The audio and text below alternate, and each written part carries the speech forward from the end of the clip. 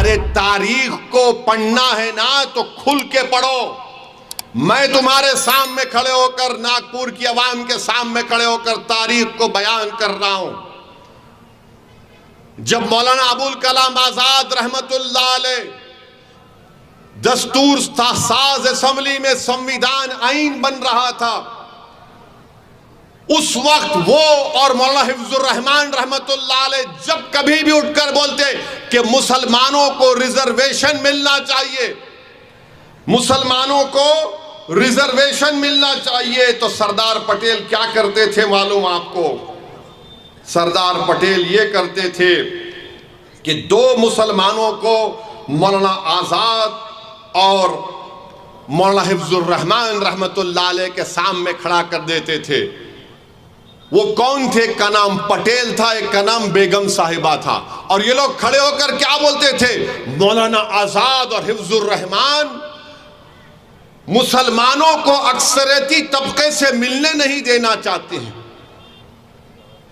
تو آج بھی وہی بات کہی جا رہی ہے اسد الدین اویسی سے کہ اویسی مسلمانوں کو مین سٹریم میں آنے سے روکتا ہے.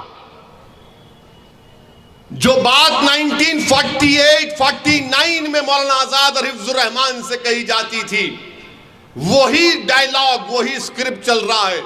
تو مولانا ابوالکلام آزاد نے کہا کہ یہ کانسٹیٹیوئنٹ اسمبلی میرے لیے ایک نئی قید بن چکی ہے. مولانا آزاد نے لکھا یہ. اور اگر کوئی یہ کہے گا, یہ سیکولرزم کے پجاری, یہ سیکولرزم کے چمچے اگر کہیں گے اویسی کہاں پر کہا, تو پیارے وقت اور جگہ بتا دو, اس کے بعد 5 منٹ میں تم یہ وعدہ کرنا کہ اگر میں سچ کہہ رہا ہوں تو میرا چپل ہوگی, تمہارا سر ہوگا. کب تک تم دھوکہ دیتے رہو گے سیکولرزم کے نام پر؟ جو بولتے آزادی کے وقت ایسا ہوا تھا, آزادی کے وقت یہ بھی ہوا تھا کہ پنڈت نہرو 1953 سے لے کر 1964 تک میرے پاس چارٹ ہے جو فسادات ہوئے, ان فسادات میں 85% مرنے والے مسلمان تھے, 60% زخمی ہونے والے مسلمان تھے. اور تم بات کرتے ہو سیکولرزم کی. نہرو جب وزیر اعظم تھے, وہی اسکرپٹ ہے, وہی کہانی ہے, وہی پیادے ہے, وہی غلام ہے. اور گالی اس وقت مولانا حفظ الرحمان کو, مولانا آزاد کو دی جاتی تھی ریزرویشن کی جب بات ہوتی تھی, تو آج اسد الدین اویسی کو اور امتیاز جلیل کو گالی دی جا رہی ہے. مگر میرے عزیز دوستوں اور بزرگوں, آپ کو سمجھنا ہے ان بات کو. میں سنویدھان میں, آئین میں جو سیکولرزم لکھا گیا اس کے خلاف کبھی تھا نہ رہوں گا. میں ہمیشہ سیاسی سیکولرزم کے خلاف ہوں. اس کو استعمال کیا گیا ہے مسلمانوں کو کمزور بنانے کے لیے, اس کو استعمال کیا گیا ہے مسلمانوں کو بے گھر بنانے کے لیے, اس کو استعمال کیا گیا ہے مسلمانوں کو فسادات کے بعد جیلوں میں ڈالنے کے لیے, اس کو استعمال کیا گیا ہے کہ مسلمانوں کو ٹیررزم کے قانون میں ڈال کر ان نوجوانوں کی جوانی کو برباد کرنے کے لیے, اس کو استعمال کیا گیا ہے کہ ہم کو طاقتور نہیں کمزور بنانے کے لیے, اس کو استعمال کیا جا رہا ہے تاکہ ہماری سیاسی قیادت نہ ابھرے.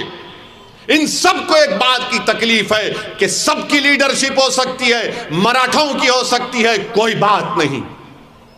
مراٹھوں کی لیڈرشپ ہو سکتی ہے, کوئی بات نہیں. بیکورڈ کلاس کی ہو سکتی ہے, کوئی بات نہیں.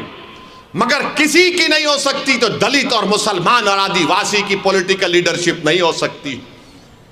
سب کا لیڈر ہو سکتا ہے مگر مسلمانوں کا کوئی لیڈر نہیں ہو سکتا. اور میں کہہ رہا ہوں کہ میں لیڈر نہیں بننا چاہتا ہوں. اللہ گواہ ہے, میں اس پاک اولیاء اللہ کے آستانے کے سامنے کھڑے ہو کر کہہ رہا ہوں, اللہ میرے دل کا حال جانتا ہے, میں مسلمانوں کا لیڈر نہیں بننا چاہتا ہوں. میری زندگی اللہ جب تک مجھے زندہ رکھے گا, میری قائم خواہش یہ ہے کہ تم لیڈر بنو, تم قائد بنو, تم سپہ سالار بنو. آپ کو لیڈر بننا ہے.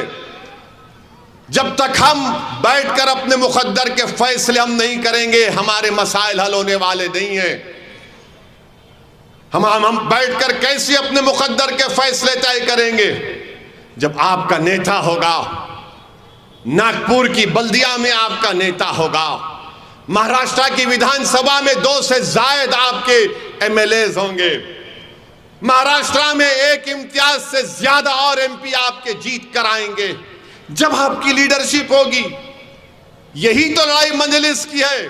میں تم سے یہ نہیں کہہ رہا ہوں کہ تم مجھے ناگپور کے آسمانوں پر جو 1-2 تارے نظر آ رہے ہو توڑ کے لا کے دو. میں تم سے صرف اس بات کی بھیک مانگ رہا ہوں کہ اگر میری بات میں سچائی ہے تو میرا ساتھ دو.